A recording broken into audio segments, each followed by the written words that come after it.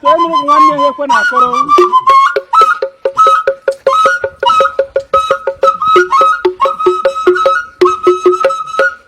Igbo mmanụ Igbo kwezuonu ndị be anya mụọ fefe perikom ọtatọ na ngada nne ya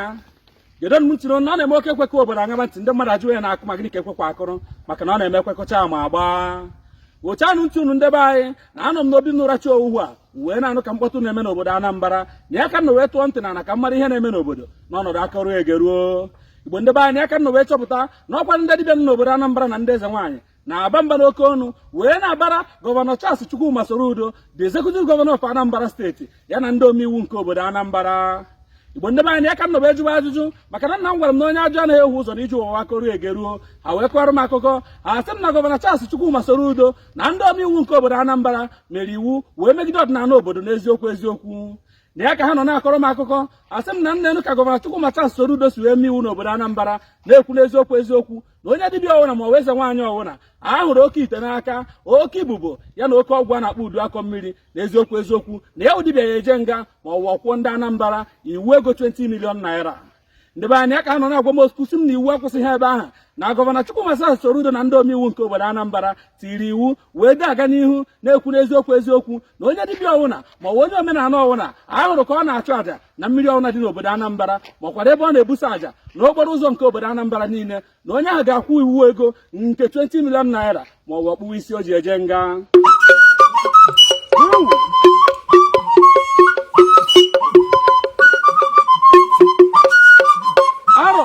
n'eziokwu ndị be anyị wụcha nnu ntị unu nna m gwara m na eze ebi n'ikpere otu ọnụ na ịnụ n'otu ọnụ ịgba n'otu aka ịnụ n'onu na-abụ ịgba n'aka na-abụ wee mara ihe ihe ekwu na nna Igbo ndị be anyị kwa gwa otu onye hụrụ na agha eke na ya ka nna wee riwe ọrịrị maka na ama m na ihe anaghị eme na nkịtị na enwere ihe mere ebe ji bee nwee wee jụọ ajụ na gọọmenti haụsụ nke obodo Anambra na ya ka nnụnụ mgba amara nna ya nwoke obi na wee kọrọ m akụkọ ebe mmiri si wee baa n'opi ụgbọgụrụ mgbe o ji kọchara m mgba n'aka na-abụ kwee n'isi Igbo ndị be anyị aka nna na ụlọ wee bụrụ oke ekwe mpụta nsị ka m bịakwa ndị dibịa niile nọ n'obodo Anambra ha na ndị eze nwaanyị na eziokwu na ọkwa na kpara nkụ ahụ si ngwere ya bịara ya ọrụ Igbo ndị be anyị ghọchanụ ntị unu ka m gwa unu okwu nna m gwara m n'eziokwu na ọ na-eme ọrụ dibịa kwụtawa ụgwọ n'obodo ofe ka akpa nzu n'anya si na ya na-eme dibịa mana ndị mbụ na ndị egede si n'eziokwu na ihe o ji adị mma izo na hụrụ ofeke ọgwụ ụnụ ọ na-eme ofeke mara ọgwụ mmadụ agwụ n'obodo n'otu aka ahụ na ọ na-eme ofeke mụta ịta atụ osi agwụ n'ọhịa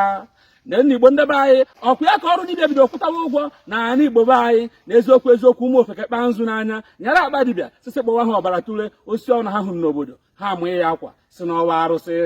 na nna Igbo mụrụ nze mụọ na ya ka ha wụ ndị ofeke dibịa na wee hapụzie omenala wee mewe omenelu n'obodo na-agwa ụmụazị na ha bịa bụrụ oke ite bụrụ oke ibubo bụrụ udu akọ mmiri na ọya bụ oke ọgwụ ego na-emenwe ogbenye ọwụrụ ọgaranya n'obodo na ụzi ha aka aja na-ebute ọnụ mmanụ n'obodo na ya ka ụmụ okorobịa obodo anyị nọ wee chịrị aka na-abụ na ụkwụ na-abụ wee n'ọgwụ chehụzie na ọkụkọ agwọtara n'ọgwụ na-eso ọgwụ ana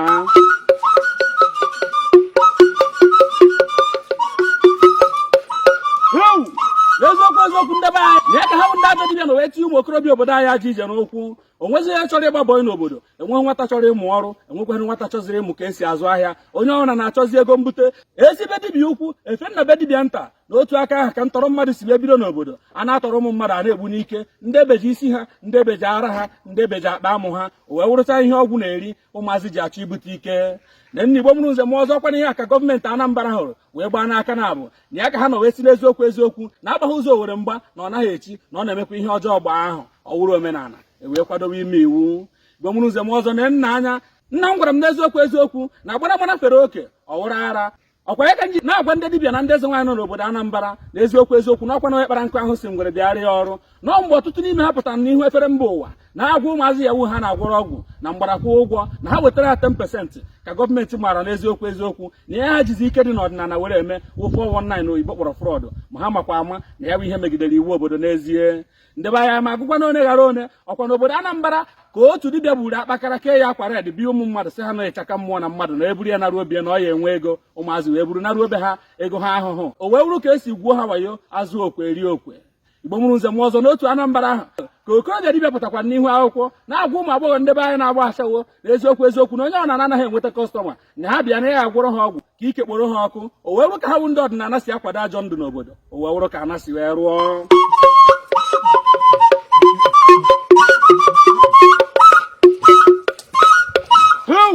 n'eziokwu eziokwu ndị be anyị gụchanụ ntị unu. Nna m gwara m na okenye ọbụla sị na ọma ihe bụ eziokwu n'obodo ịma na o so na ana adịghị mma wee na-agwa unu ndị dibịa Anambra ndị ọdịnala nọ n'obodo Anambra na eziokwu eziokwu na unu gụchanụ ntị unu ka m gwa unu eziokwu na eziokwu eziokwu o doro unu anya na ọtụtụ n'ime unu na-agwọrọ ndị omekome ọgwụ n'obodo na-enye ndị a na-adịghị mma nkwado na ya ka ọtụtụ n'ime unu nọ na-agwọrọ ndị ohi ọgwụ egbe n'ezie ha ji eje wee nna na-agwọrọ agahụ ọnụ ọna nke wụ na onye omekome ọnwụ na-ejidezi n'obodo ya kpọrịrị otu aha dibịa ma ọ bụ abụọ na-enye ya ọgwụ o ji eje were ana ọkwa nke aka gọọmenti hụrụ n'anya wee kwere n'eziokwu eziokwu na ana adịghị mma n'ọkwa n'uru unu n'obodo na-agba aghara na aka unu ndị ajọ dibịa dị ya.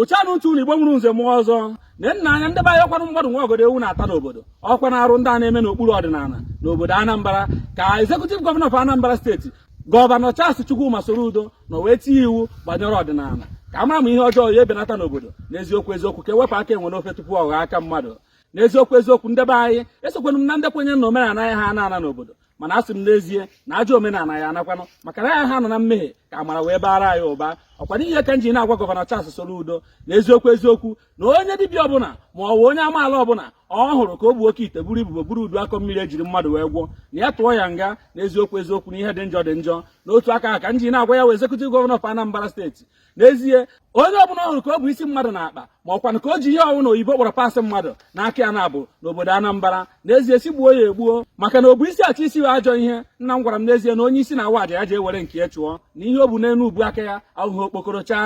Igbo ndị be anyị na-nna anya. Nna m gwara m n'eziokwu eziokwu na ọ na-eme ofu mkpụrụ aka rụta mmanụ ozuo ọha niile ọkwa n'ihe ka m ji na-ekwu n'eziokwu eziokwu na o dokwenụ m anya na e nwere ndị ochie dibịa ji eziokwu were eme ọdịnala were aka nkwụmọtọ na ikpe nkwụmọtọ wee buru ọhụọ na eziokwu eziokwu ndị be anyị agbagwo mba ọtụtụ n'ezie ma hụ n'anya na ihe ha na-eme mara ha ama na anatarachi awụghị ọgwụ na ha kwụkwara aka ha ọtọ were eme ọdịnala ma ajụ na ajụzi n'ezie ewo kamgbe arụ niile a na-eme n'obodo Anambra gịnị ka ha mere gịnị ka ha kwuru maka na ahụ ekwughị ọya na-egbu okenye n'obodo ekwuzie anụhụ egbuo nwata ajọ nga n'ezie.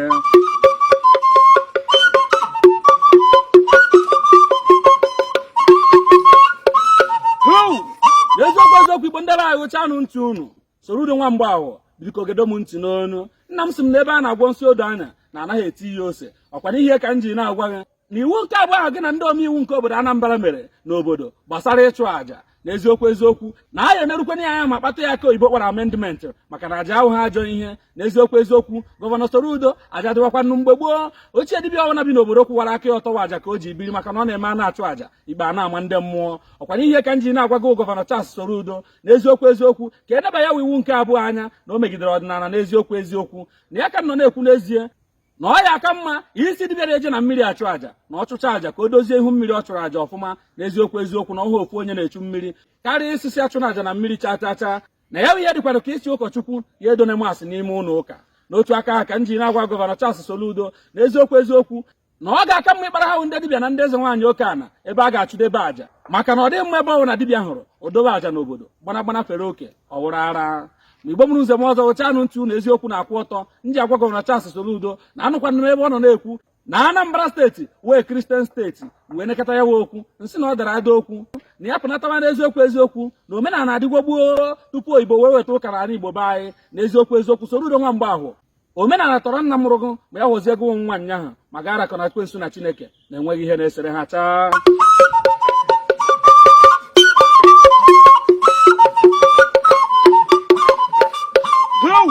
N'eziokwu eziokwu Igbo mụrụ nze m ọzọ gụchanụ ntị unu Soludo nwa mgbe ahụ ejikwana n'iwe do odo akpụ yọghọ ya ọkụ. N'eziokwu eziokwu ma gụ mara amara na ihe dịbụ odo na ọdụkwanụ bọọ gịnị iwu ndị anyị na-emere ndị ọdịnala nọ n'obodo Anambra ọ ya dịkwanụ maka imekwere ndị ụka nọ n'obodo Anambra maka na omekome ahụ dị n'ọdịnala dịkwa n'ụka ihe ọbụla nwere orijinal nwere adịgboroja dị n'ime ya. N'eziokwu eziokwu Soludo nwa mgbe ahụ esi na ndị dibịa nọ n'obodo Anambra ya eje gbara fọọmụ rejista n'otu aka ahụ ọ ya dịkwanụ mma ka ndị ụka nọ n'obodo Anambra gbarakwa fọọmụ rejista n'eziokwu eziokwu ka ihe onye na-emedo anya n'obodo ka a mara nke onye na-arụ. Na-agwago Soludo nwa mgbe ahụ na imere ndị ọdịnala n'iwu ma ọ bụ na imeghe ndị ụka iwu n'eziokwu eziokwu na ọ dị ka ebe di nwe unu pụtara họrọ ụmụ gboo ichi họrọ ụmụ chi ọzọ na-ekwuzi nekwe ụmụ ya ndị a hụrụ n'anya na-ekwu nekwe ndị a kpọrọ asị onye makwana isi ya echi eze echi na ya ka m ji na-agwa gị ka ị na-eruo ya iwu anya imere n'eziokwu eziokwu metụ ya aka dịka oyibo si wee kpọọ ya amendment. Na-agwa unu ndị omenala dị n'obodo Anambra ya na ndị ụka na ọma akwasa ahụ n'obodo ya mara onwe ya. Omemma na-emere onwe ya, omenjọ na-eje emere onwe ya.